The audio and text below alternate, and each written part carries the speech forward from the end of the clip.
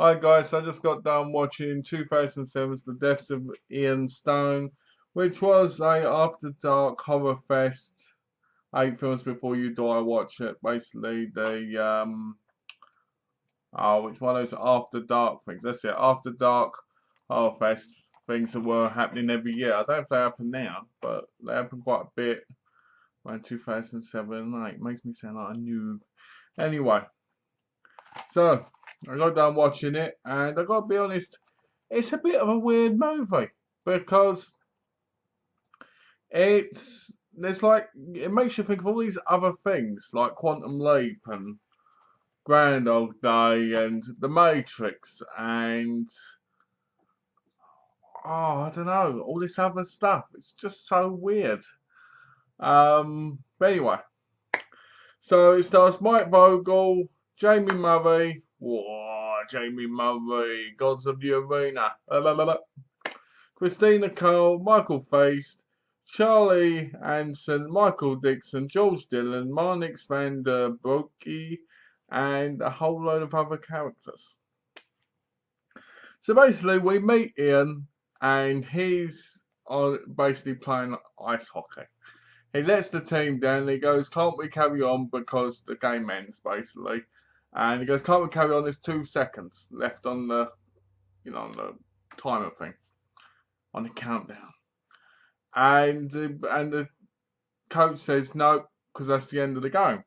So he leaves. He goes outside to get thingy, and that's when we meet his girlfriend, Jenny Walker. And basically, they have a hug and a kiss. He's driving home, or I think he's driving home, and he sees this thing in the road on the floor. And it's raining, it's pouring. He goes up to it, goes, "You alright, dude? Are you alright?" It moves. So he runs in the car and tries to call 999. This being grabs hold of him and basically holds him as a train goes by and goes, boom, runs him over. And you're like, bloody hell, what's going on here then? It's just like this weird bit. I mean, look at that cover. See it? Can you see the hands? That's what the hands are. You're like, wow, this is going to be epic. This is good. I like this beginning. I can't believe it. And then it happens. He wakes up in an office. And you're like, was he dreaming the whole thing? So he talks to Jenny again, but she doesn't call him her boyfriend, but he says this stuff to her. And you think, oh, maybe it was dreaming he's her boyfriend, So he then leaves and he goes out. This guy gets an info and then the guy runs and he's on the floor dying. You see this guy holding his hand, but you see his veins all black, like he's sucking the life out of the guy. And you're like, okay. Then all this other stuff happens. You see him get with his girlfriend, Medea, who's Jamie Murray. They have sex and they're like in love. And you're like, oh, okay. So maybe he was just having a dream about this other girl, Jenny. Medea's bought him a watch and everything, and they look really in love. Then he wakes up, he goes for a drive. I think that's for a drive. No, the next day he wakes up, and he goes out and he sees this old man. And this old man goes, "They're after you. They're coming for you. When time stops, they're going to get you. The girl's the only way." And you think, what, Medea? The girl's the only way. Don't let them get her because she's your one hope. And he gets pulled under. And then he runs out and all this other stuff happens. You're like, blah, blah, blah. Then he wakes up as a meth head. No, sorry. He wakes up as a taxi driver driving Jenny to her parents' house. Then he gets a coffee from her or tea. And you're like, what's going on? Then he wakes up as a drug addict and she's his neighbour. And you're like, huh? And it turns out these things are called harvesters that are after him. And they're just killing him because they want to know his secret. Like, why did he kill one of the other harvesters? And you're like, and at one point they grab hold of the girl, and it turns out Ian Stone was a harvester, and he killed another harvester, but we don't know the reason why he killed the other harvester. But I bet you I could guess, because this girl was in every single life. So he was pulling her into these lives with him, from what I understood. So basically, they chase him and they chase her, and Jamie Murray's incredibly sexy in it, going, "You won't get away with this," and doing this sexy stuff like kissing him when he's paralysed, and Jamie Murray. Anyway, getting back to business. So basically, there they are. They're chasing him, and they're going, "We need to find out the truth. How did you do it? Why did you do it?" And then he wakes up in another life where he's in a hospital bed, like pinned down because he's got a thing on his head. I don't know the terms, but he's kind of stuck there. I'm guessing because he had a broken neck or something. I'm guessing this is, that's me not being very ethical when it comes to medical stuff. So I apologise. And Joe Murray's over him, basically kissing him and cutting him and going, "What's the real reason?" And he puts her hand on his head to make him remember that he killed another harvester. And you're like, okay. And then they basically scare this little boy opposite him with fear, because it turns out, that's what I forgot to tell you.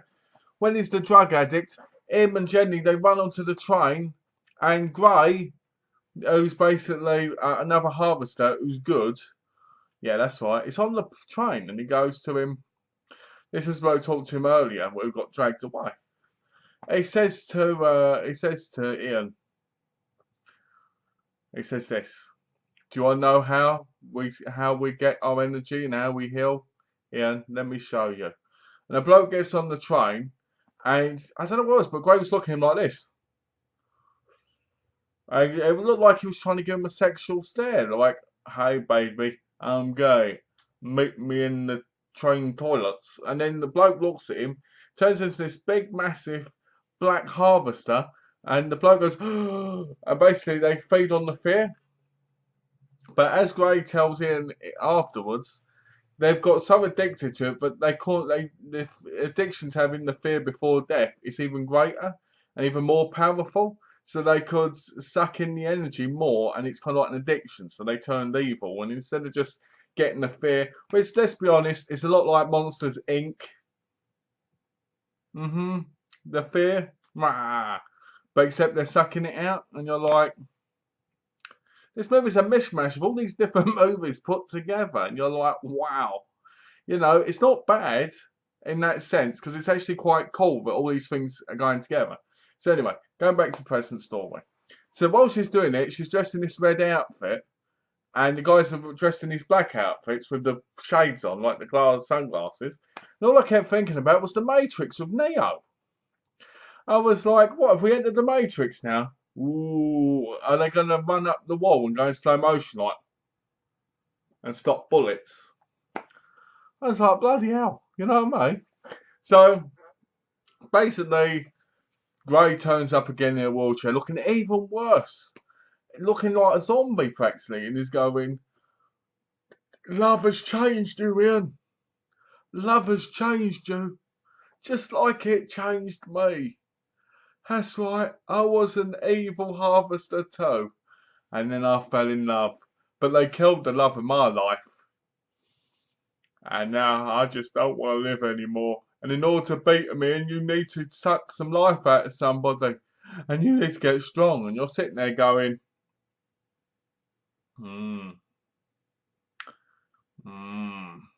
yeah, that's right. Reminds me of those films, where the bloke sits there and goes, "Come on, Daniel son, you can do it. You've got a bad leg, but you can still do the crane kick and beat the evil Cobra Kai person if you just put your mind into it and you just achieve your goal." That's what it was like. It was like, and I felt like hearing this in the background. Do do do do do do do do. No, not that. Sorry, that was Hawaii 5-0. No, the Rocky theme. I meant the Rocky theme, not the Hawaii 5-0 theme. That was stupid. But anyway, anyway. So anyway, oh sorry guys, don't put me off because I meant to do the right show. But anyway, so. So anyway, he sucks the bloke's energy out by holding his hand, and the guys turn up, and he's gone. And they go look for the girl, and then when the thing goes through him, because through the whole movie they slit his throat with it, they stab him in the thing, and he takes his revenge and just sticks it through him and kills him. And you're sitting there going, how can he do it and they can't kill him if he can kill them? I think in some of the movie they say he's the strongest one or something, and it shows because they're all like these big black misty creatures like harvesters, and they look a mixture between Death Eaters from Harry Potter and those armies in Lord of the Rings. You know the ones that kill Sean Bean's character? It looks like a mixture of both of them pushed together, like they'd had babies. And he's got long blonde hair, and he's like white, but like a human-looking version, except with the same face. It's hard to explain. It's like the same, but he's got white skin, like human skin. It's all wrinkly, and he's got long hair, and he goes like this. So he's going about killing them all. Jamie Murray basically picks up Jenny, and she goes, I'm going to take her away from you because you've always been mine, Ian. And you're like, so were Ian and Medea lovers before he met Jenny? Because in one of his lives, he was. So you're sitting there going, is he? Was he? Is he? Was he? Is he? Was he? Because I'd want to be her lover, if you know what I'm saying.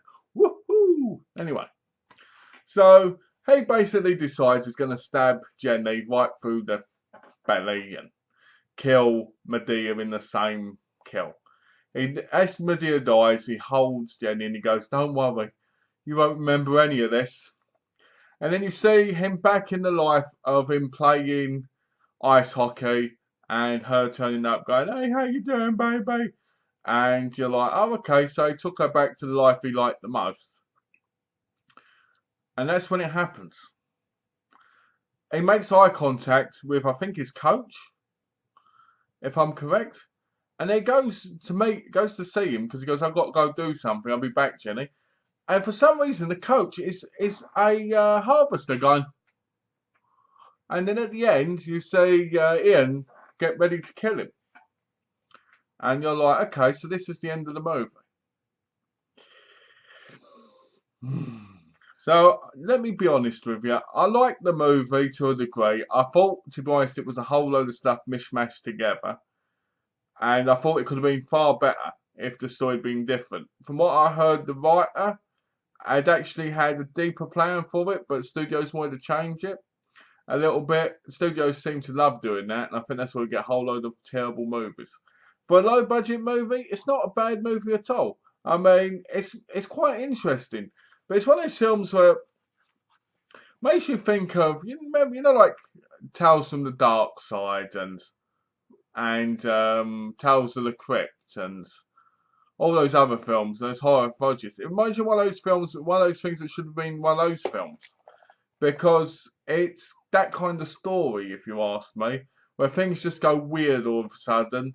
And I don't know, you just sit there going, this could have been a Tales of the Crypt movie. Because, not because it's Tales of the Crypt, but just because it's that kind of budget.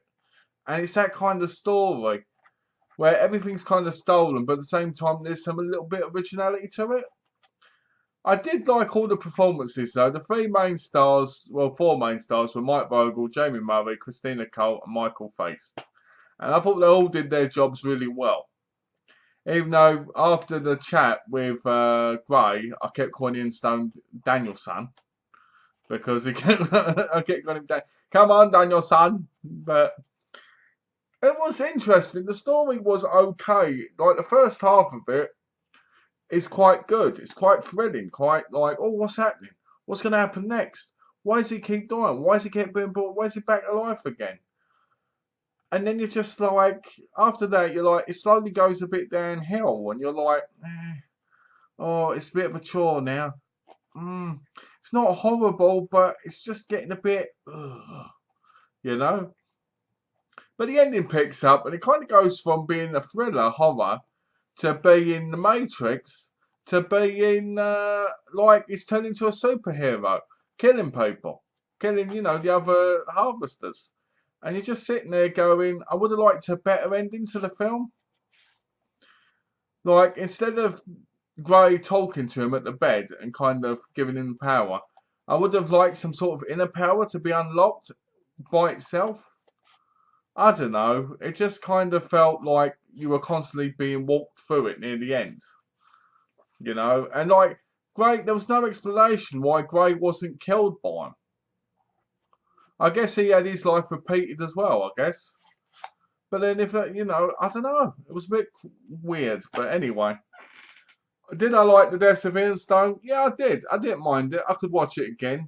Maybe not so soon. Maybe not so easily. But I could watch it again. It's not. It's all right. I'd give it a 3 out of 5 because it's all right. It's nothing special. It's one of those things which you've seen being done better and far before. I mean, the Monsters Inc. reference is obviously there. Someone loved their Disney movies, if you ask me. If you ask me. There's a grand old Quantum Leap, especially like Quantum Leap where he turns into the other people and lives their life kind of thing, you know. But it's okay. So I'll give it a 3 out of 5. It's the first After Dark Harvest movie I've seen in the series of the 8 films to die for. Would I die for this movie? No. Would I go to the After Dark Harvest to watch it? Probably not. But it's not a bad movie to watch at home. I'd give it a watch, at least one watch in your life, because you owe it to yourself as a horror fan. That's the way I see it anyway. Even the worst films are worth watching because it's something new, you know. So yeah, 3 out of 5. Jamie Murray's sexy as usual in it. Mike Vogel's pretty good as the character, even though his performance does go on and off sometimes. Christina Cole, she's okay for the role she's got. But yeah, so give it a go if you fancy it. If you've seen it, let me know what you think. I've obviously seen a lot better. I think we all have. But yeah, so the Deaths of Ian Stone from 2007. Watch it, enjoy it, and let me know what you think of it, guys. Thanks for watching, and take care.